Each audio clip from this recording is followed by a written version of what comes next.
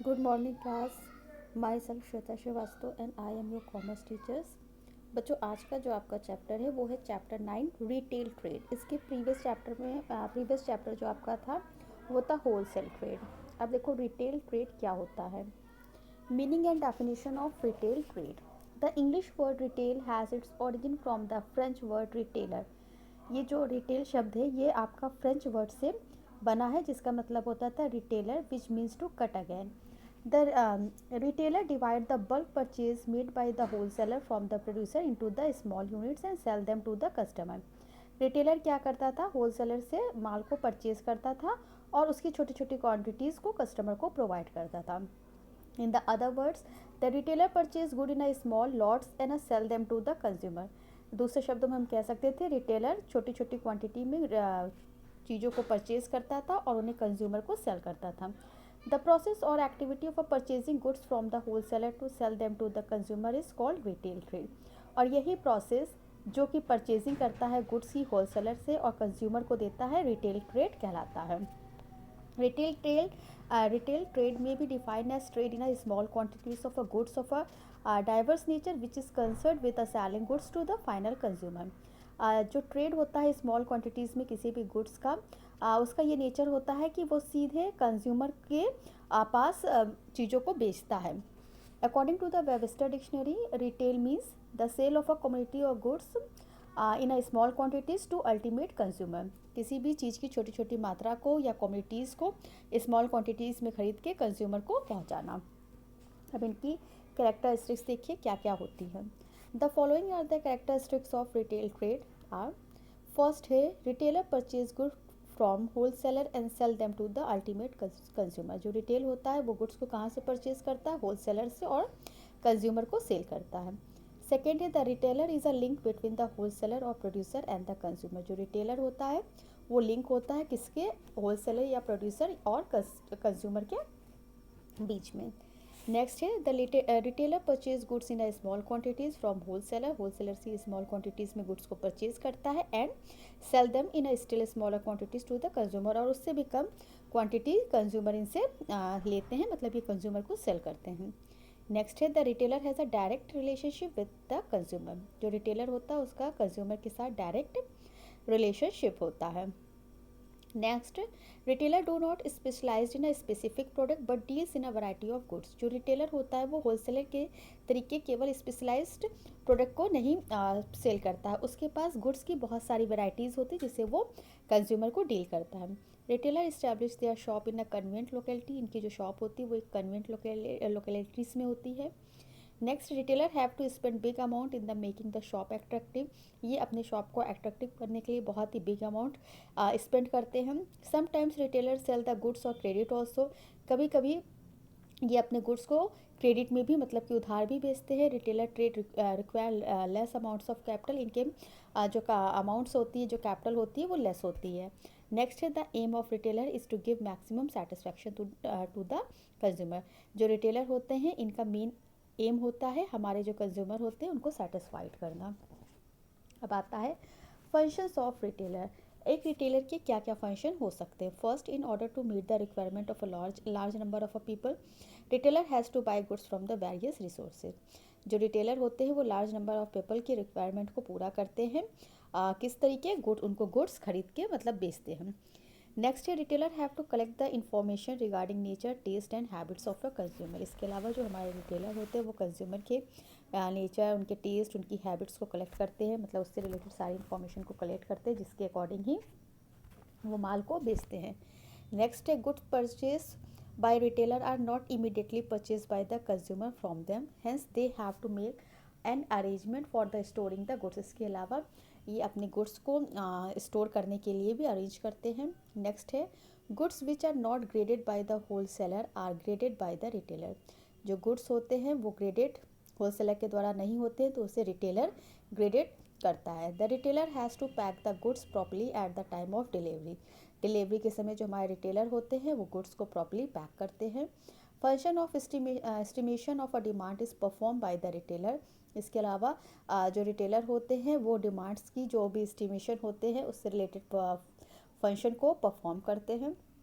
The retailer bear the risk of price और fall in price. इसके अलावा जो हमारे रिटेलर होते हैं जो भी जो प्राइजेस होती हैं वो घटती या बढ़ती हैं उसके रिस्क को बेयर करते हैं। The retailer remain in a direct touch with consumer. इसके अलावा ये कंज्यूमर के डायरेक्ट टच में बने रहते हैं। The way he is in the position to provide necessary information to producer regarding changes in taste fashion and demand. इसके अलावा ये जो भी हमारे कंज्यूमर के टेस्ट फैशन और डिमांड होती है उसकी इन्फॉर्मेशन भी समय समय पर प्रोवाइड करते हैं हमारे प्रोड्यूसर को। नेक्स्ट है retailer advertise the goods by displaying them in their shop. इसके अलावा जो रिटेलर होते हैं वो अपनी शॉप पे चीज़ों को डिस्प्ले करते हैं, उसका एडवर्टीजमेंट करते हैं। Retailer supply the goods of consumer choice, और ये कंज्यूमर की चॉइस के अकॉर्डिंग सप्लाई करते हैं। सर्विस ऑफ रिटेलर, देखो दो तरह की सर्विसेज से देते हैं, services to the wholesaler and services to the consumer. First है आपका services to the wholesaler. Wholesaler को कौन कौन सी सर्विसेज देते हैं? फर्स्ट है कलेक्शन ऑफ नेसेसरी इन्फॉर्मेशन। जो हमारे रिटेलर होते हैं वो कंज्यूमर के डायरेक्ट टच में होते हैं और जो भी कंज्यूमर की टेस्ट हैबिट और उनका फैशन होता है उसकी नेसेसरी इन्फॉर्मेशन वो हमारे होलसेलर को देते हैं। सेकेंड है relieves from retail work. Retailer sell goods in a small quantities to the consumer. हमारे जो रिटेलर होते हैं वो स्मॉल क्वान्टिटीज़ में गुड्स को कंज्यूमर को देते हैं। They relieve the wholesaler from this burden. And next है relief from the local advertisement. It is the retailer who advertise the product in a local market. जो हमारे रिटेलर होते हैं वो लोकल मार्केट में प्रोडक्ट को एडवर्टाइज करते हैं। The wholesaler need not do this. Wholesaler को ये काम करने की ज़रूरत नहीं पड़ती है। नेक्स्ट है no need of keeping contact with the consumer. There is a no need for the wholesaler to keep direct contact with the consumer. Retailer की वजह से हमारे जो होलसेलर होते हैं उन्हें कंज्यूमर के डायरेक्टली टच में रहने की ज़रूरत नहीं पड़ती। The service is perform by the retailer, क्योंकि ये सर्विस रिटेलर के द्वारा परफॉर्म हो जाती है। नेक्स्ट है एडवांटेजेस ऑफ इंक्रीज्ड सेल। इसके अलावा जो रिटेलर होते हैं वो डायरेक्ट और कंज्यूमर के कांटेक्ट में होते हैं, इसलिए जो भी नए नए प्रोडक्ट आते हैं वो कंज्यूमर को बताते रहते हैं और wholesaler get advantage of increase sale. अब आता है सर्विस टू कंज्यूमर। कंज्यूमर को कौन कौन सी सर्विस देते हैं? फर्स्ट है आपका सिलेक्शन ऑफ गुड्स, गिफ्ट, जिसमें आपका फर्स्ट आता है gift facility for selection of good. The retailer keep the stock of various qualities of good with him. Due to this, he is able to satisfy consumer demand. Consumer can select easily the goods of their requirement and one place. ये हमारे consumer की demand को satisfy करते हैं और उनकी requirement के according एक ही प्लेस पे सारी चीज़ों को प्रोवाइड करते हैं। सेकेंड है supply of goods according to season. Demand of consumer change with the change in season. जैसे जैसे सीजन चेंज होता है कंज्यूमर की जो डिमांड होती है वो भी चेंज होती है। The retailer keep stock of a goods in their shop according to seasonal variation so that they may supply goods to the customer according to change in a season. इसके जो हमारे retailer होते हैं वो अपने shop पे stock रखते हैं गुड्स का, जिसके अकॉर्डिंग वो सीज़न चेंज होने पे हमारे जो कस्टमर होते हैं उनकी जो डिमांड होती है उसको फुलफ़िल कर सके। सप्लाई फ्रेश गुड, जो हमारे रिटेलर होते हैं वो ऐसा स्टॉक रखते हैं, इतनी क्वांटिटी रखते हैं कि जो शॉर्ट ड्यूरेशन में ही ख़त्म हो जाए, मतलब कि जो हमारे कस्टमर होते हैं उनको जो भी चीज़ें मिले वो फ्रेश मिले। अब नेक्स्ट है रेगुलर अवेलेबिलिटी ऑफ गुड्स। इसके अलावा जो रिटेलर होते हैं वो कंज्यूमर को समय समय पे कंटिन्यूसली जो भी मतलब गुड्स वगैरह होते हैं उसे आप में अवेलेबल करवाते रहते हैं। नेक्स्ट है supply of goods according to fashion. The retailer remain in direct link with consumer, hence they get regular information regarding changes in their requirement. अब इसके बाद सेकंड आता है service regarding sales. Home delivery, कभी कभी जो हमारे रिटेलर होते हैं वो अपने कंज्यूमर को होम डिलीवरी प्रोवाइड करते हैं, मतलब कि जो भी सामान वगैरह होता है वो उनके एड्रेस पे पहुंचाते हैं और money for the consumer, consumer से उनसे उसके लिए एक्स्ट्रा चार्जेस भी लेते हैं। क्रेडिट सेल्स, इसके अलावा जो हमारे रिटेलर होते हैं जब वो कस्टमर के पर्सनली टच में होते हैं तो कस्टमर के हाव भाव को वो परिचित हो जाते हैं, तो वो अपने कस्टमर को कभी कभी क्रेडिट सेल्स की भी फैसिलिटी प्रोवाइड करते हैं। No fear of getting cheated. The customer and the retailer have close and a direct relationship. The customer believe the shopkeeper. चूँकि हमारे जो कस्टमर होते हैं वो रिटेलर के डायरेक्ट टच में होते हैं और शॉपकीपर का उनके ऊपर एक बहुत अच्छा मतलब विश्वास होता है, एक फ्रेंड्स के तरीके उनके रिलेशनशिप होते हैं, इसलिए शॉपकीपर कभी भी अपने कस्टमर के कॉन्फिडेंस को नहीं तोड़ता है और उनके साथ कभी भी चीट नहीं करता है।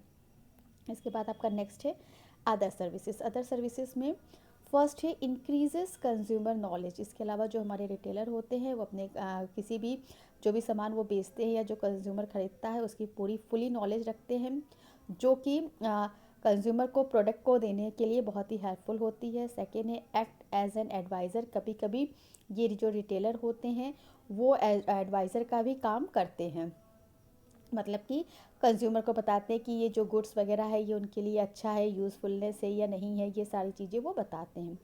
Personal services. इसके अलावा the retailer gives a facility of return of the goods sold. कभी कभी जो हमारे रिटेलर होते हैं वो बिका हुआ माल भी वापस लेते हैं, मतलब कि पर्सनल सर्विसेज भी उनको प्रोवाइड करते हैं अपने कंज्यूमर को। Kinds of retail trade. Retail trade कितने तरीके के होते हैं? Small scale and large scale. Small scale पे आपका आता है hawker, retail shops, government control, fair price shop. और retail trade on a large scale पे क्या आता है? Departmental store, chain store, mail order business, supermarket, consumer cooperative store. जिससे बच्चों हम हमारे नेक्स्ट लेक्चर में डिस्कस करेंगे। Okay class, thank you.